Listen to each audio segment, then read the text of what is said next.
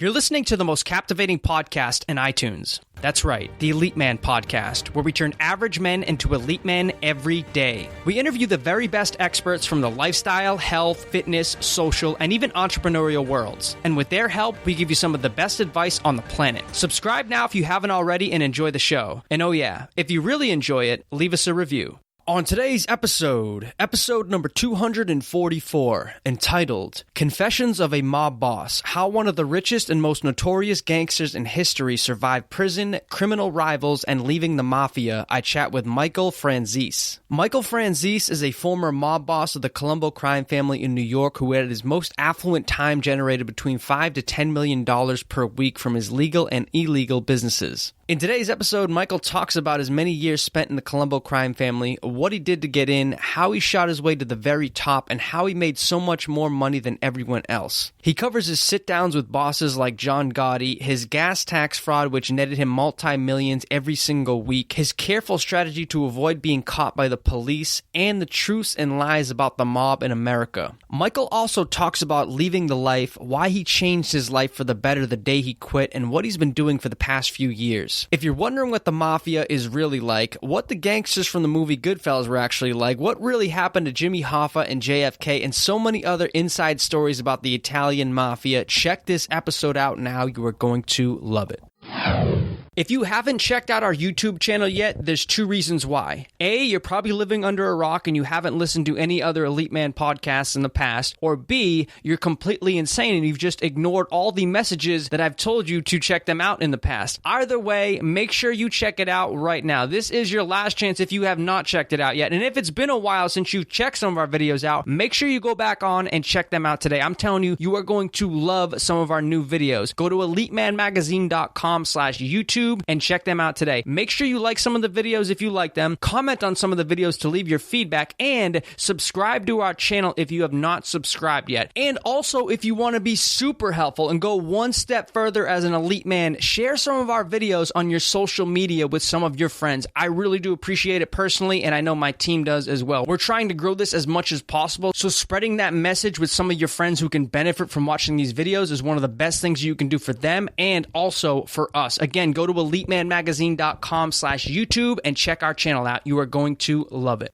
All right, guys, we're live. It's Justin Stenstrom from elitemanmagazine.com, and my guest today is Michael Franzese from michaelfranzese.com. Michael, thanks so much for coming on the show, man. Thank you, Justin.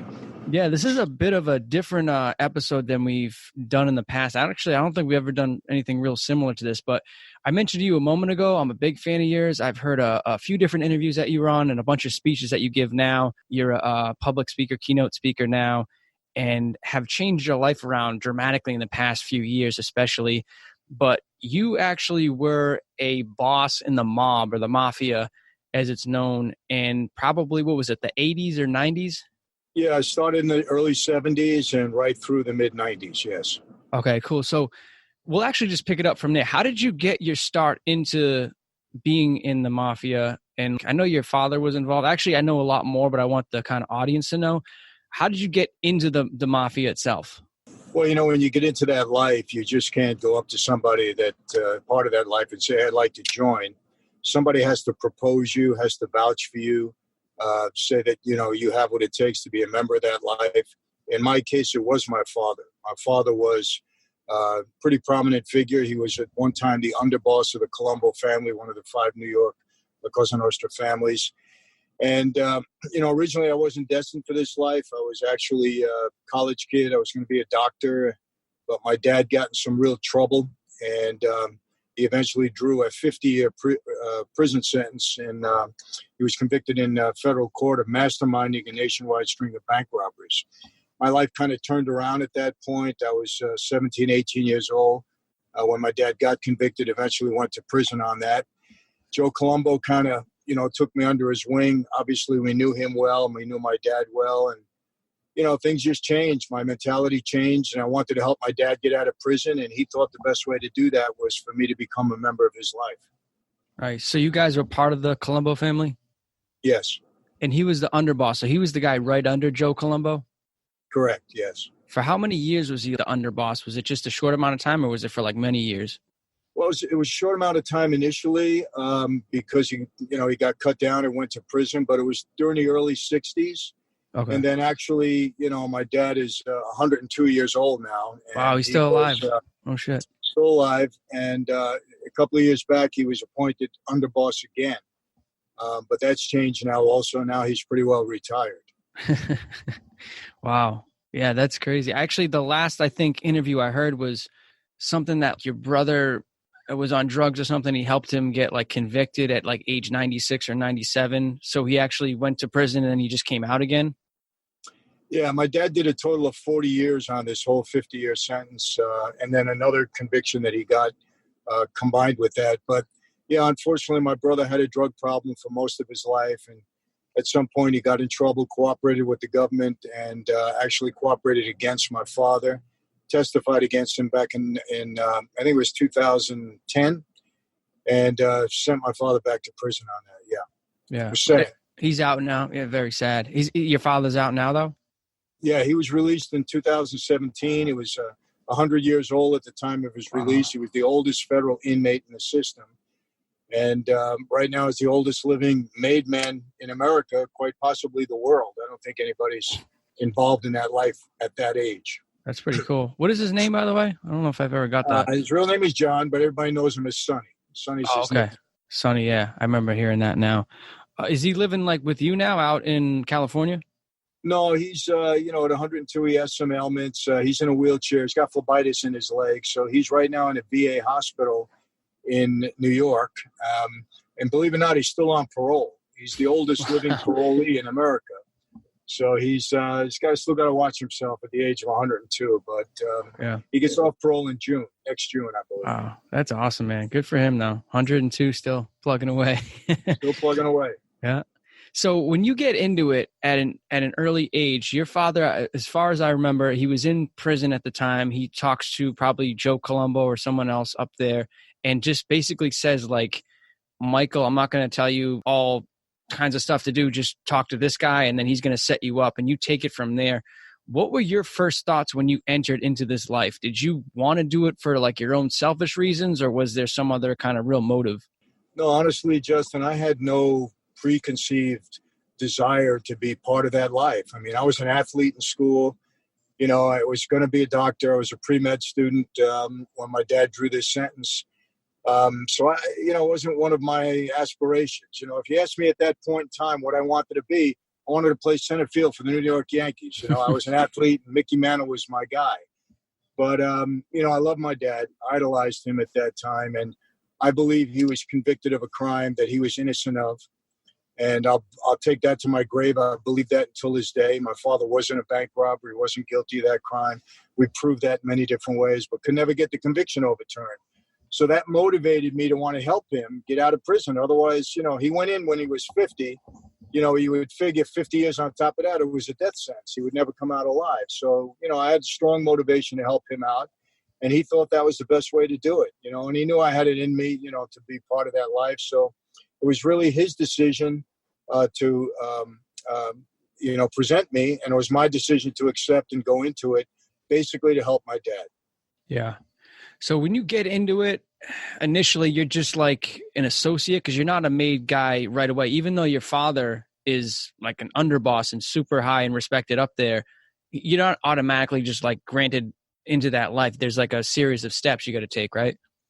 Oh, yeah, no, you're not. It's not automatic. You still have to prove yourself. When you get proposed, you become a recruit, meaning that you got to prove yourself over a period of time and do whatever you're told to do to prove yourself worthy.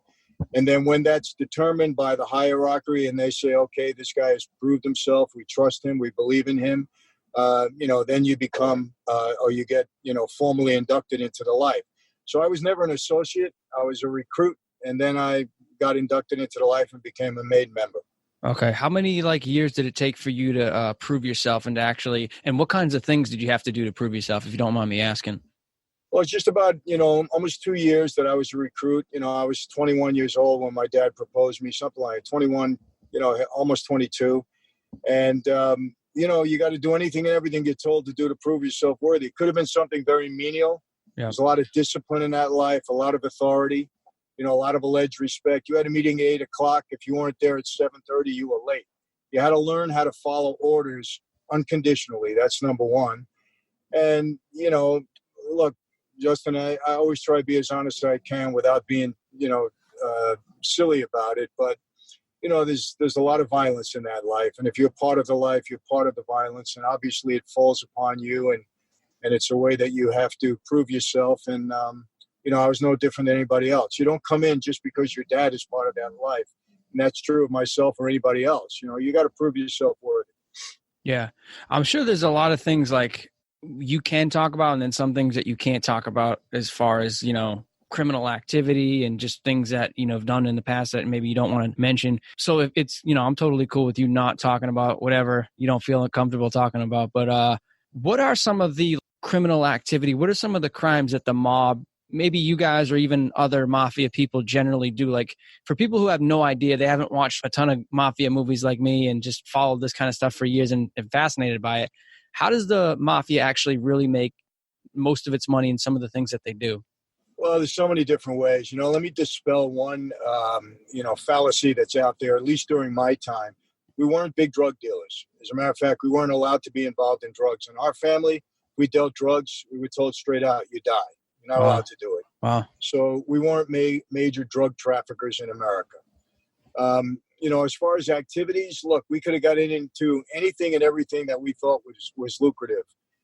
Gambling, just about everybody is involved in that in some way. We love, a lot of guys love to gamble and we love to be in the business of gambling. So, I had a number of bookmakers that worked for me. We had a numbers game, racket going, I would call it. We were involved heavily with the unions. We controlled the unions, and through the unions, both legally and illegally, we used them as a tool to make money. I had a lot of bank connections back then, and we did different things with banks and insurance companies.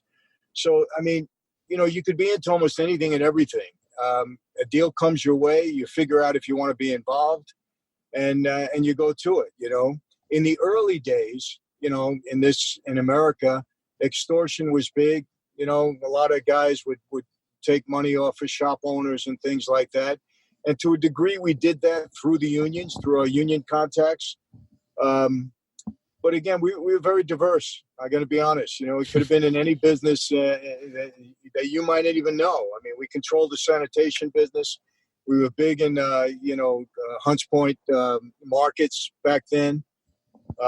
We had just so much stuff going on, Justin. I mean, I can go on for the next hour telling you that. Yeah. I want to dive into in a moment the biggest moneymaker for you and probably for your family, the crime family at the time, which was the whole gasoline tax thing. I want to dive into that in a moment. But like how much, if you had to give a percentage wise, how much of the money that you guys took in was actually legitimate compared to criminal? Was it mostly criminal stuff and there was just kind of like some legitimacy there? Or was it a lot of it was actually legitimate and people would never know? Well, you have to go back to the various guys in that life, the made guys and what they were into. For instance, I'll use myself as an example. I had two automobile dealerships, Chevrolet and a Mazda dealership. I had a leasing company. I had a couple of restaurants that I owned. I owned a production and distribution company out in California where we would produce and distribute films. And all of them were money-making operations, okay? And I did very well with them. On the other hand, when you get into the gas tax scheme, I created a scheme to defraud the government out of tax on every gallon of gasoline.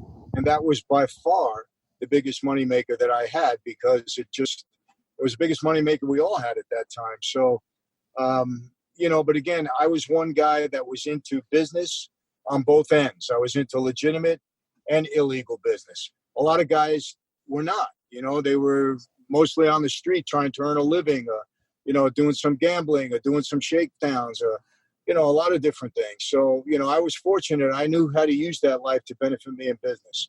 So everybody was into something illegal, everybody. It's hard to say who was making more money illegally or legally. It's kind of hard to say that. Yeah. But you apparently landed on it wasn't Forbes, but it was another type of list like that where you landed on it probably like mid 80s or something. And you were the highest grossing mafia guy in the country or in the world. And I think you were maybe like top 15 or top 10 all time, which was kind of cool in one sense, but on the other sense, it put you on the